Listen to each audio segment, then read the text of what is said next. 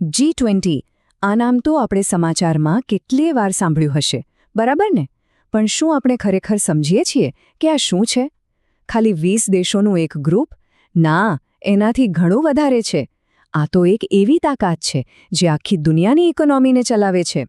તો ચાલો આજે આપણે ઊંડાણમાં ઉતરીને જાણીએ કે આ પાવરફુલ ક્લબ આખરે કામ કઈ રીતે કરે છે અને એની આપણા સૌ પર શું અસર થાય છે. જરા વિચારો, આખી દુનિયાની ઇકોનોમી અચાનક મુશ્કેલીમાં આવી જાય, બધું જ ડગમગવા લાગે. આવા સમયે કોણ આગળ આવશે? કોણ બધા દેશોને ભેગા કરીને રસ્તો બતાવશે? આ બહુ મોટો સવાલ છે અને આ સવાલનો જવાબ જ આપણને G20 સુધી લઈ જાય છે. તો ચાલો એ સવાલનો જવાબ શોધવાનું શરૂ કરીએ. સૌથી પહેલાં તો એ સમજીએ કે આ G20 છે શું? એકદમ સાદા શબ્દોમાં કહીએ તો G20 દુનિયાની સૌથી મોટી અને શક્તિશાળી ઇકોનોમીનું એક પ્રકારનું એક્સક્લુઝિવ ક્લબ છે. એનું કામ શું? બસ દુનિયાની અર્થવ્યવસ્થાના જહાજને કોઈ મોટા તોફાનમાં ડૂબતું બચાવવાનું. અને સૌથી મજાની વાત એ છે કે એની કોઈ પર્મનન્ટ હેડ ઓફિસ કે સ્ટાફ નથી. આ એક ફરતું પ્લેટફોર્મ છે અને આ જ વસ્તુ એને ખૂબ જ ફ્લેક્સિબલ અને પાવરફુલ બનાવે છે. પણ આવું શક્તિશાળી ગ્રુપ કંઈ રાતોરાત નથી બની ગયું. એની પાછળ એક આખી કહાણી છે. એનો જન્મ જ એક મોટા સંકટમાંથી થયો હતો અને પછી જેમ જેમ જરૂર પડી તેમ તેમ એ મોટું થતું ગયું. એની સફર જુઓ અહીં. શરૂઆત થઈ 1999માં. ત્યારે તો આ ખાલી નાણાં મંત્રીઓ અને સેન્ટ્રલ બેંકના ગવર્નરો માટેની એક ટેકનિકલ મીટિંગ જેવું હતું. પણ પછી આવ્યું 2008નું વર્ષ અને વૈશ્વિક આર્થિક સંકટ. બસ એણે બધું જ બદલી નાખ્યું. દુનિયાને ત્યારે સમજાયું કે હવે ખાલી એક્સપર્ટ્સની વાતચીતથી કામ નહીં ચાલે. હવે તો દેશના સૌથી મોટા લીડર્સે એટલે કે પ્રેસિડેન્ટ અને પ્રાઇમ મિનિસ્ટર્સે ખુદ આગળ આવવું પડશે. આ એક ગેમ ચેન્જિંગ મોમેન્ટ હતી અને હમણાં જ 2023માં આફ્રિકન યુનિયનને કાયમી સભ્ય બનાવીને G20એ બતાવ્યું કે એ સમય સાથે બદલાઈ રહ્યું છે અને હજી પણ મોટું થઈ રહ્યું છે. તો સવાલ એ છે કે આ ગ્રુપમાં છે કોણ કોણ? અને જ્યારે આ બધા ભેગા થાય છે ત્યારે એમનામાં કેટલી તાકાત આવી જાય છે. ચાલો એના પર એક નજર કરીએ. આ લિસ્ટ જોતાં જ G20ની ગ્લોબલ પહોંચનો અંદાજ આવી જાય છે. જુઓ, એક તરફ અમેરિકા અને ચીન જેવા સુપર પાવર્સ છે તો બીજી તરફ ભારત, બ્રાઝિલ અને સાઉથ આફ્રિકા જેવી ઝડપથી આગળ વધતી ઇકોનોમીઝ પણ છે. અને આ જે મિક્સ છે ને એ જ G20ની સૌથી મોટી તાકાત છે. અને હા, આ ખાલી દેશોના નામની લિસ્ટ નથી. જ્યારે આ બધા એક સાથે આવે છે ત્યારે જે આંકડા સામે આવે છે એ ખરેખર ચોંકાવનારા છે. આ જુઓ, લગભગ 85%. આ શેનો આંકડો છે ખબર છે? આખી દુનિયાની જે ટોટલ ઇકોનોમી છે એટલે કે ગ્લોબલ GDP એનો 85% હિસ્સો તો માત્ર આ G20 દેશોનો છે.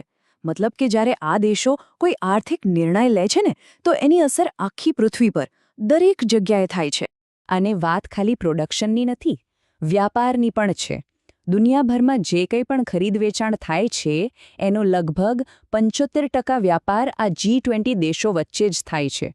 કોણ શું ખરીદશે, શું વેચશે, નિયમો શું હશે એ બધું મોટે ભાગે અહીં જ નક્કી થાય છે. અને હવે સૌથી અગત્યની વાત, લોકો. આખી દુનિયાની વસ્તીના લગભગ 2/3 લોકો એટલે કે 60%થી પણ વધુ આ દેશોમાં રહે છે. આનો સીધો મતલબ એ છે કે G20ની મીટિંગમાં જે પણ નિર્ણયો લેવાય છે એની સીધી અસર કરોડો લોકોના જીવન, એમની નોકરી અને એમના ભવિષ્ય પર પડે છે. આ ખાલી આંકડા નથી, આ દુનિયાની મોટાભાગની જનતાની વાત છે. તો આટલું મોટું અને પાવરફુલ ગ્રુપ એ આખરે કામ કઈ રીતે કરે છે? એની કોઈ ઓફિસ છે? કોઈ બોસ છે? ચાલો એની આખી સિસ્ટમ સમજીએ.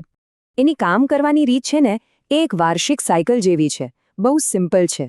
દર વર્ષે કોઈ એક સભ્ય દેશ પ્રેસિડેન્ટ બને છે. એ દેશ પછી આખા વર્ષ માટેનો એજન્ડા સેટ કરે છે કે ભાઈ આ વર્ષે આપણે કયા મોટા મુદ્દાઓ પર ફોકસ કરીશું. પછી આખું વર્ષ મંત્રીઓ અને ઓફિસર્સની મીટિંગો ચાલ્યા કરે છે. અને છેલ્લે વર્ષના અંતમાં બધા દેશોના મોટા નેતાઓ ભેગા મળે છે જેને આપણે G20 સમિટ કહીએ છીએ. અને ત્યાંથી ભવિષ્ય માટે એક કોમન પ્લાન, એક જોઈન્ટ સ્ટેટમેન્ટ જાહેર થાય. ઓકે, તો આપણે એની રચના જોઈ, એના સભ્યોને જાણ્યા અને કઈ રીતે કામ કરે છે એ પણ સમજ્યા. પણ સૌથી મોટો સવાલ, આ બધું આટલું અગત્યનું કેમ છે? રિયલ વર્લ્ડમાં એનાથી શું ફરક પડે છે? શરૂઆતમાં G20નું ફોકસ ખાલી ને ખાલી ઇકોનોમી પર હતું, પણ હવે એવું નથી. હવે એનો એજન્ડા બહુ મોટો થઈ ગયો છે. આજે climate change, global health, digital transformation જેવા દરેક મોટા મુદ્દા પર અહીં ચર્ચા થાય છે. કેમ? કારણ કે હવે બધા સમજે છે કે આ બધા જ મુદ્દાઓ આખરે તો ઇકોનોમી સાથે જ જોડાયેલા છે. અને આ આપણા માટે પણ બહુ મોટી વાત હતી. 2023માં જ્યારે ભારતે G20ની પ્રેસિડેન્સી સંભાળી ત્યારે એ ખાલી ગર્વની વાત નહોતી, એ એક મોટી તક હતી.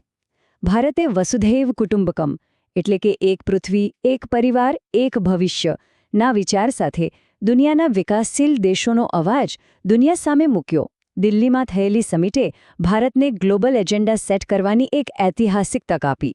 તો આ બધી વાતનો સાર શું નીકળ્યો?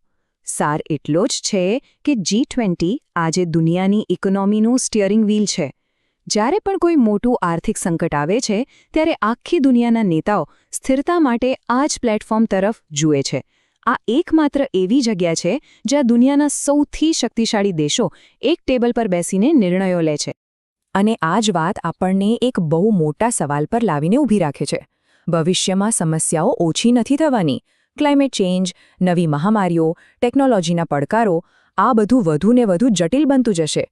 તો સવાલ એ છે કે શું દુનિયાના આ સૌથી શક્તિશાળી નેતાઓનો ગ્રુપ ભેગા મળીને આ બધાના ઉકેલ શોધી શકશે? આ એક એવો સવાલ છે જેનો જવાબ આવનારો સમય જ આપશે.